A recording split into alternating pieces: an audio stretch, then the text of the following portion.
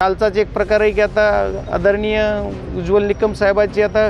खासदार म्हणून नियुक्ती झाली, मग ते हे केस लढणार का मग हे शासनाला ज्यांनी आता त्यांना खासदारपद दिलं त्यांना माहीतच असणार की यांना खासदार द्यायचे, मग ह्याच्यासाठी आम्हाला काही म्हणजे काही चॉकलेट दाखवलं का बीड जिल्ह्याच्या जनतेला की नाही आम्ही तुमच्या मनावर किंवा आमच्या देशमुख कुटुंबियाला की आम्ही तुमच्या मनावर वकील देतो आणि लगेच त्यांना त्यांची होणारच आहे नियुक्ती, हे त्यांना माहीत असलं पाहिजे की नाही. अचानक थोडं कालच त्यांची नियुक्ती झाली, ह्याला प्री प्लान 2 महिन्यापूर्वी तरी ठरलेलं असेल की यांना किंवा ज्या दिवशी त्यांना तिकीट दिलं होतं भारतीय जनता पार्टीनं त्याच वेळेस ठरलं असेल की यांना राज्यसभा द्यायचे, मग आता का केला आता हे केस कोण लढणार याच्यावर सुद्धा प्रश्नचिन्ह आहे. त्याच्यामुळे असे बरेच असंख्य प्रश्न आहेत, कारण कितीतरी पोलीस यंत्रणेच्या अहवालामध्ये आलेलं आहे की बीड जिल्ह्यामध्ये असे असंख्य मर्डर्स झालेले आहेत, त्याचे गुन्हे नोंद आहेत, पण त्याचं कुठेही रेकॉर्ड पुढं काय होत नाही याचाही तपास केला पाहिजे. चाहे आता काही जरी झालं तरी आम्ही मागं पडणार नाही किंवा मागं थांबणार नाही, आम्ही याच्यावर आवाज उठवणार म्हणजे उठवणार.